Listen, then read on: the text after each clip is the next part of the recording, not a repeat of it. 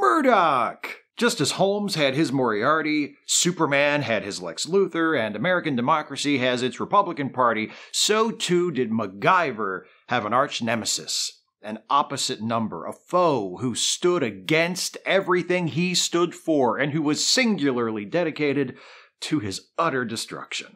Introduced in Season 2's Partners, which is mostly a flashback episode revealing how MacGyver meets and becomes friends with Pete Thornton, Murdoc is an infamous international assassin for hire. He's a master of mimicry and disguise, often adopting the persona of women to confuse or confound his pursuers in law enforcement. And he's a bit of a shutterbug. He takes photographs of his victims at their moment of death using an automatic camera that he presumably purchased from the same shop where Peter Parker got his.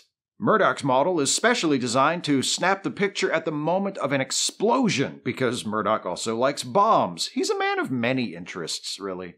Played with unrestrained, scenery-devouring zest by Michael DeBar, Murdoc shows up in 7 episodes of the classic MacGyver series. I'm sure I'll get around to them all eventually if I keep doing this series, but for this video, I want to focus on just 2 of those episodes. And since this video is scheduled to go up on Halloween, both episodes have seasonally appropriate themes. The first is from MacGyver's 4th season, and it's the show's own very loose take on the Phantom of the Opera, Cleo Rocks. So MacGyver arrives at a local theater where his friend, aspiring actor Penny Parker, has landed the lead role in a new musical about the life of Cleopatra, Cleo Rocks. Mac takes a seat and watches as the company rehearses the show's big opening number, Cleo Rocks. The episode is titled that because the musical is titled that because the opening song is titled that. See, there's layers to. After the song, the show's director, Jacques Leroux, appears. He's full of praise for Penny, but for everyone else, no. Jacques is meant to be from France and speaks with an accent that I've always assumed registers as an ethnic slur to people who are actually French. Jacques is only able to browbeat his cast for a minute before he's interrupted by Mr. Wintergreen, the owner of the theater, who is upset with how expensive the show is becoming. While Jacques and Wintergreen bicker over money on stage in front of the entire cast, Penny greets MacGyver and excitedly tells him that she was somehow able to secure this leading role in a musical after only one audition, despite her noted lack of professional experience. Well, I'm sure the fact that one of MacGyver's best friends has inexplicably been given a high-profile role in a show directed by a man who is obviously Murdoc is just a coincidence. Anyway, Jacques tells Wintergreen to get lost, and the cast resets to run through the opening number again. But before they can get started, an illuminated sign falls from above the stage, nearly killing Penny before MacGyver pushes her out of the way. Jacques, who, again, is obviously MacGyver's arch-enemy Murdoc, informs MacGyver that accidents like these have been happening a lot lately. Jacques blames the rash of safety issues on Wintergreen's penny pinching. Not like that. Nothing like that. Different Penny. Rhetorical Penny. Penny, the person, not the metaphor for how cheap the theater owner is, goes to get changed out of her costume, and Jacques has a quick chat one-on-one with MacGyver, who has no idea that the man he is talking to is obviously Murdoc, the man who has repeatedly tried to kill him. Maybe Mac doesn't pick up on Jacques' true identity because he's distracted by that falling sign. On his way out of the theater, he casts a suspicious eye on the cable that snapped. Penny pays a visit to Wintergreen, who has made no secret of the fact that he thinks casting her, an unknown, in the show is a mistake, leading to this immortal exchange of dialogue. Mr. Wintergreen, I think it's time you and I cleared the air. What do I look like? A catalytic converter? That has to be one of the most hilariously tin-eared lines I've ever heard. I see why it might seem good on paper. You're writing your script, Penny says something pretty standard, a cliche, really. It's time we clear the air. And you're thinking, I want to give this some personality, put my stamp on it. What's something that clears the air? I know, a catalytic converter. And you write it, and you pat yourself on the back for your cleverness, and then you hear an actor say the line, and you realize, oh, golly, that's kind of clunky, ain't it? I love Penny's reaction shot, too. She's like, I can tell from your tone that you just said something dismissive, but I'm unclear on the specifics. Anyway, the conversation only goes downhill from there. Wintergreen insults her and tells her to get lost, so Penny wanders around backstage for a bit. She hears a squeaking sound, but can't see anything. Then the lights go out, and she finds herself being pursued by a shadowy figure who makes a metallic squeak whenever he takes a step. She flees screaming and runs into MacGyver in the hallway. MacGyver checks around but doesn't find anyone. He does notice some stage blood splashed on the floor and a poem pinned by a knife to a mannequin with Penny's headshot attached to the top. A poem that is clearly an acrostic where the first letters of each line spell the name Murdoc, an immediately apparent fact which MacGyver completely fails to notice. Penny tries to convince MacGyver and herself that this is just a little bit of good-natured ribbing from her fellow theater folk. Jacques enters and again blames Wintergreen. MacGyver goes to talk to Wintergreen. He sees him on the upper level of the theater, so we get to watch MacGyver run up some stairs to get to him. Verisimilitude. In real life, MacGyver would have to be running upstairs like that all the time. He shows the poem to Wintergreen, who blows it off and tells MacGyver to stop bothering him with nonsense like multiple life-threatening accidents and strangers stalking and menacing his actors. He's trying to run a business, if you don't mind. MacGyver takes the knife to Pete at the Phoenix Foundation, who has it checked for fingerprints but comes up with nothing. Pete does, however, find some info on mean old Mr. Wintergreen. It seems he's deeply in debt and has insured the musical for a tidy sum, meaning he stands to make a lot of money if the show is unable to open for any reason, which would make Wintergreen a prime suspect in the threats to Penny and acts of sabotage if we didn't already know that the director of the play is actually Murdoc. Meanwhile, Jacques puts the moves on Penny, giving her a new dress and inviting her to dinner. Then he plays what sounds like the intro to a Michael Bolton song while she does a little dance, and Wintergreen skulks in the wings.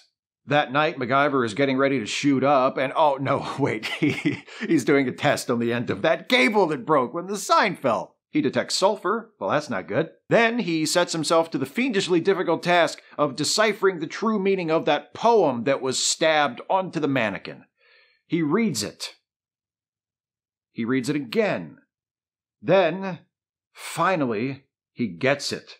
And just to make sure we also get it, which we do, we got it 2 seconds after we saw the poem for the first time, he traces a highlighter over the first letters of each line, which I love because it reminds me of that similar moment from Dracula AD 1972 when Van Helsing suddenly realizes that Johnny Alucard's last name is just Dracula spelled backwards. And then, just to make sure all the dum-dums in the audience are with him on this, he writes Dracula beneath Alucard on a piece of paper and draws lines connecting all the corresponding letters. Look at the rich cinematic legacy of which MacGyver is a part. MacGyver stares at the poem, whispers, "Murdoc, that's impossible," and flashes back to the last time he faced Murdoc in Season 3's classic episode The Widowmaker, which ends with Murdoc falling off the side of a mountain. That's another thing about Murdoc. He dies at the end of his episodes, but he's never actually dead. He always comes back somehow. See, I told you he was a man of many interests. So, let's talk about what's going on here. It's immediately obvious to all of us that Jacques Leroux is actually Murdoc, but MacGyver doesn't pick up on it even after speaking with Jacques multiple times. The first letters of the lines of the poem spelling out Murdoc's name is also a puzzle that could be solved in seconds by a not especially precocious kindergartner. That being the case, why does it take so long for MacGyver to figure this out? After all, one of MacGyver's defining characteristics alongside his Swiss Army knife and his rockin' yet wholesome mullet is his intelligence. He's a smarty pants, not a dummy sock. Okay, that one got away from me. Questions like those are why I call MacGyver the best bad show ever made. Why does it take MacGyver so long to figure out that Jacques is actually Murdoc? Is it lousy writing? Sure, but lots of TV shows are badly written. Few are this much fun. MacGyver is sometimes so perfectly bad that I wonder if it isn't that way on purpose. Sure, it's a safer bet to assume that the normally brilliant protagonist fails to recognize his cartoonishly disguised archenemy until 2/3 of the way through the episode due to lazy plotting, but I'd rather believe it's because the writers and producers of MacGyver knew what show they were making and made it the way they did because they thought it was fucking hilarious. So MacGyver's looking at the poem. He's like, this is probably bad. And he heads to the theater. Also at the theater, Pete, who Murdoc has lured there through the diabolically ingenious method of calling the office and asking him to drop by. Murdoc reveals himself to Pete and knocks him out by spraying gas at him from the tip of a cane, because Murdoc is basically a Batman villain. He even has a supervillain lair underneath the theater, as we see, complete with a cage suspended over a pool of burning liquid. That's where Pete goes. And Pete's like, hey Murdoc, do you know what the Latin name is for the common cockroach? Well, you should, because it's also the Latin name for you. Because you're a cockroach is what I'm saying. MacGyver arrives at the theater, runs into Penny, who has come to meet Jock for their date, and tells her to go to her dressing room and call the police. He tells Penny that his old enemy Murdoc is behind everything, but he doesn't tell her that Murdoc is Jock, because I don't think he's figured that part out yet. He knows Murdoc is involved because of the poem, but that's it. And since Penny doesn't know that Jock is Murdoc, when Jock shows up at her dressing room, she lets him right in, so he can immediately reveal himself to her and take her hostage. Damn him! He's always a step ahead! MacGyver finds the body of Wintergreen, who Murdoc has killed to tie up that plot thread, then heads into the basement where Murdoc is holding Pete and Penny. The cage in which Pete dangles over the fire pit is rigged with a wire so that if MacGyver opens the door, the cage will fall. But Murdoc has also trapped MacGyver in a room behind the door and installed a hydraulic lift under the floor, causing it to rise toward the ceiling.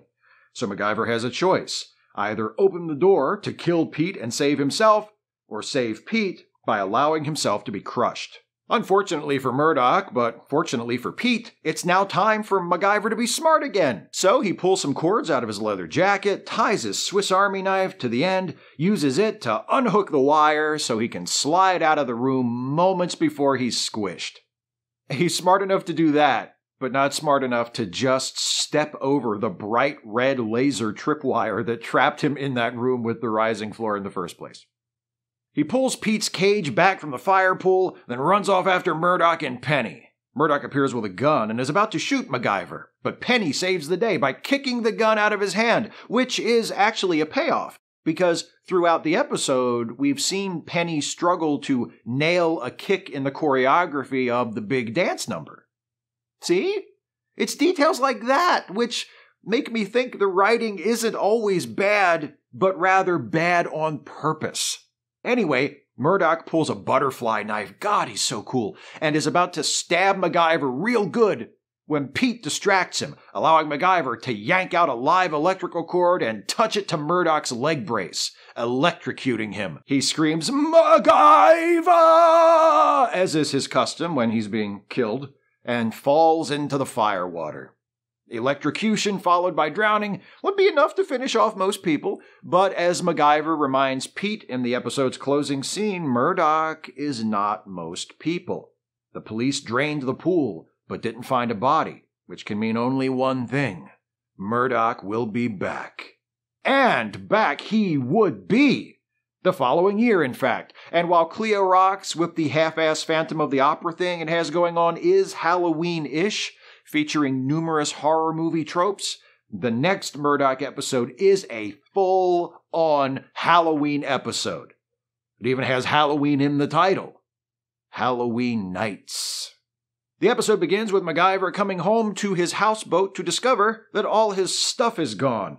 From the description given by his annoying neighbor, MacGyver concludes that the person responsible for clearing out his belongings is his old buddy Jack Dalton.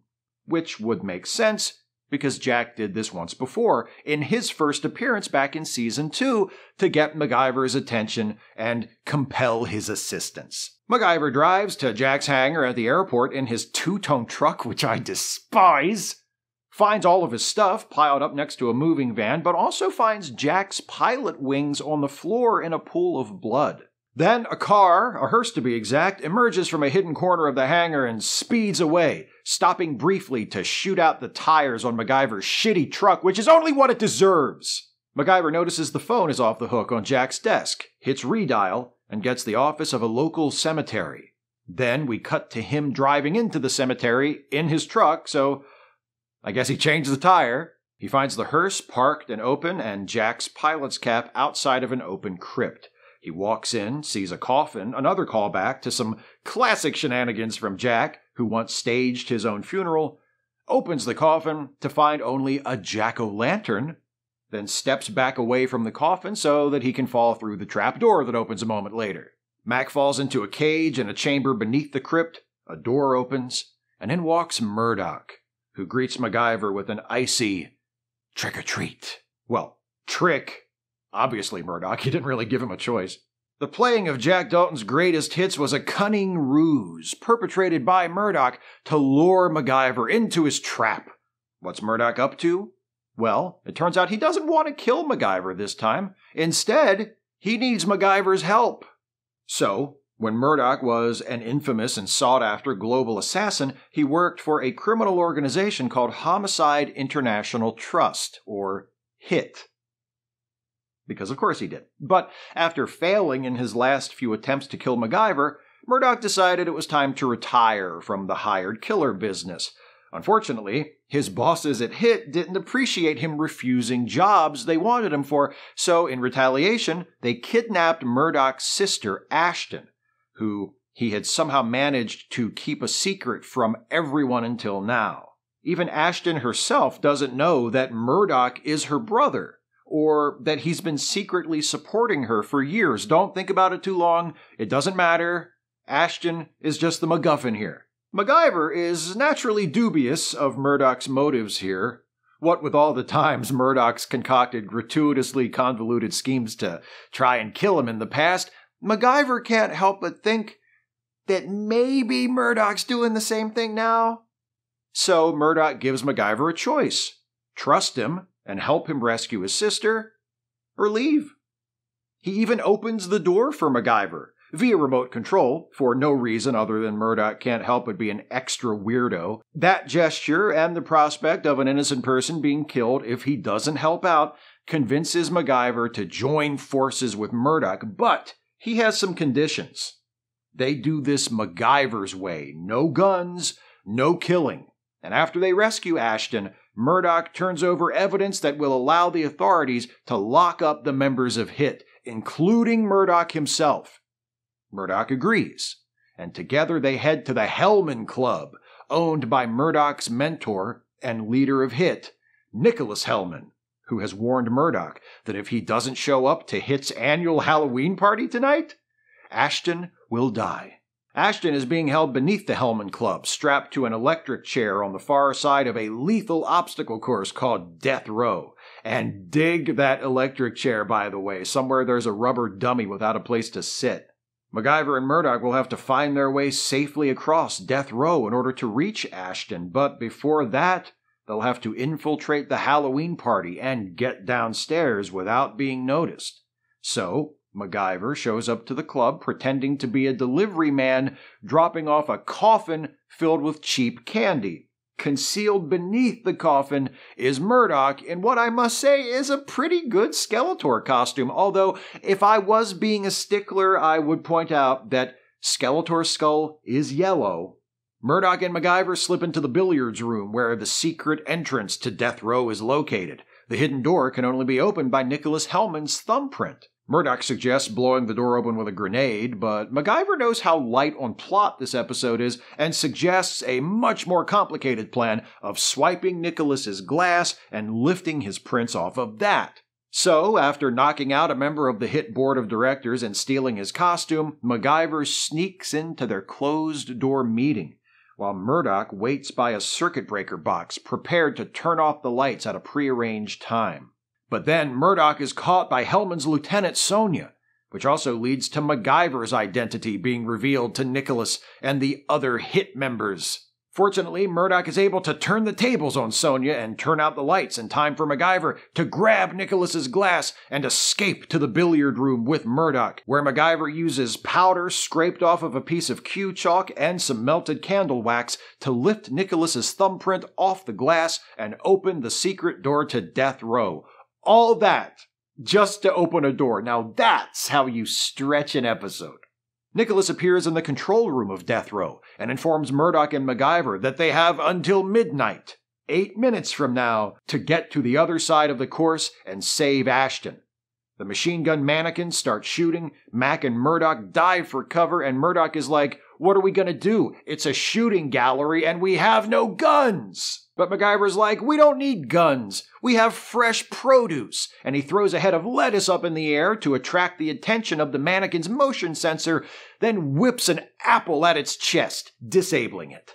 So all you have to do to turn off the machine gun-wielding murder droids is hit him in the chest with something?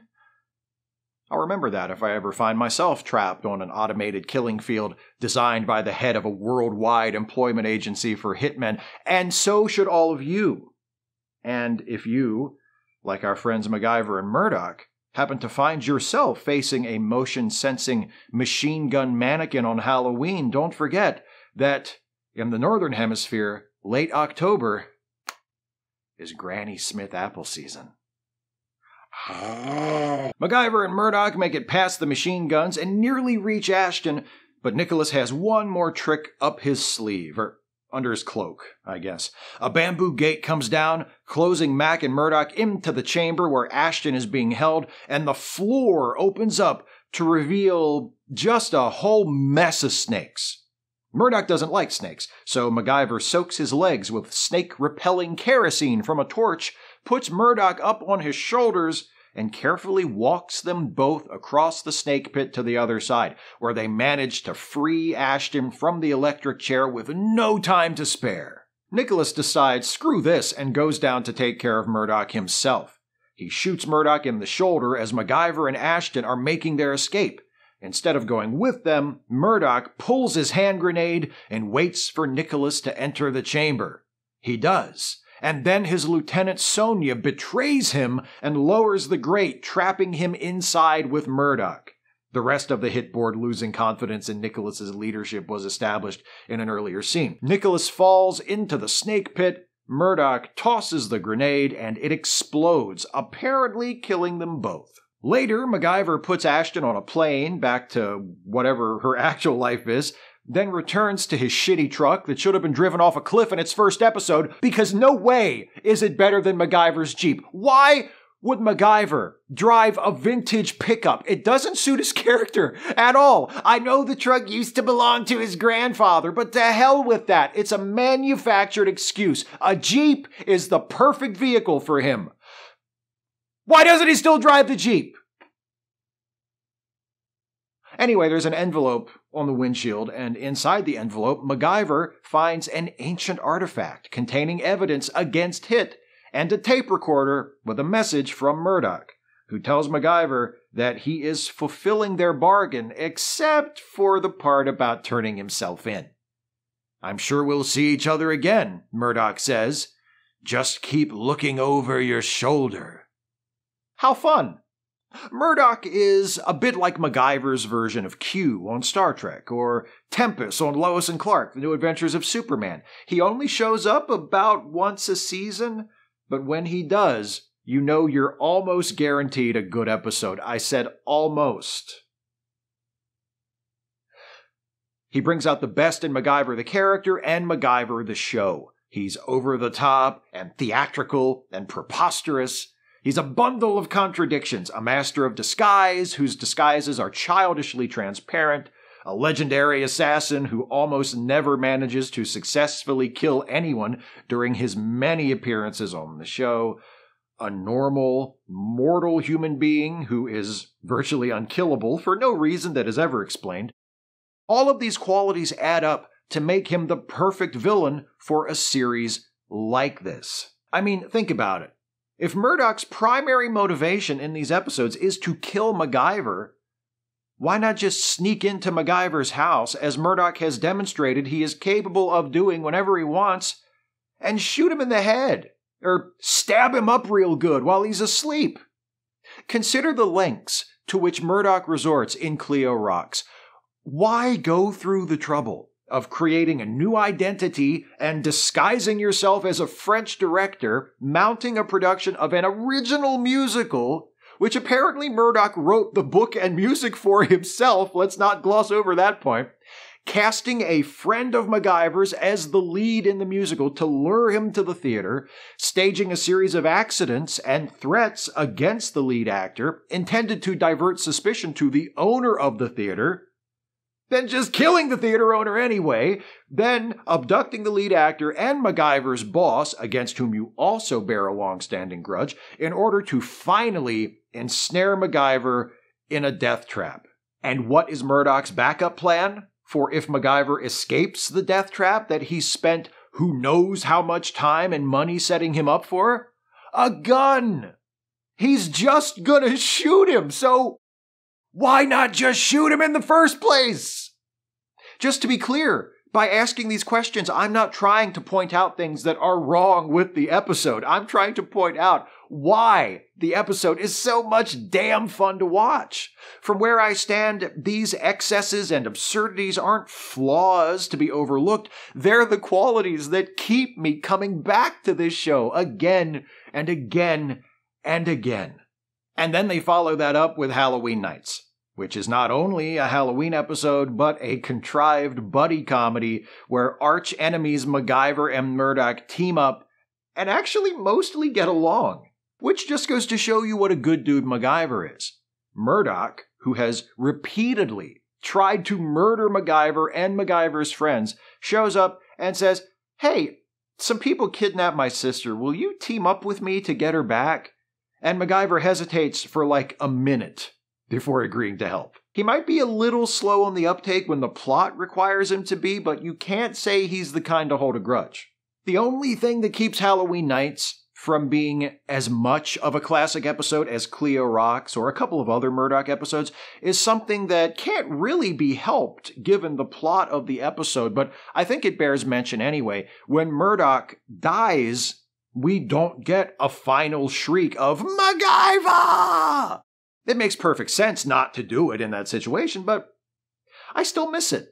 But don't take that to mean I regard Halloween Nights as anything other than a fantastic show. In fact, the more I think about it, the more I wonder if deducting points for no MacGyver scream is a bit too petty on my part. I mean, sure, we don't get the scream, but we do get a crypt with a trapdoor, assorted gratuitous remote control rigging, Murdoc dressed as Skeletor, MacGyver dressed as a magician and a Joker, a guest appearance from Daniel Davis, a.k.a. the hologram of Professor Moriarty from Star Trek The Next Generation, and, God help us, the upcoming third season of Star Trek Picard, MacGyver and Murdoc as best frenemies, and a few unexpected cameos from Battling Maxo. What more could I ask for? Yeah.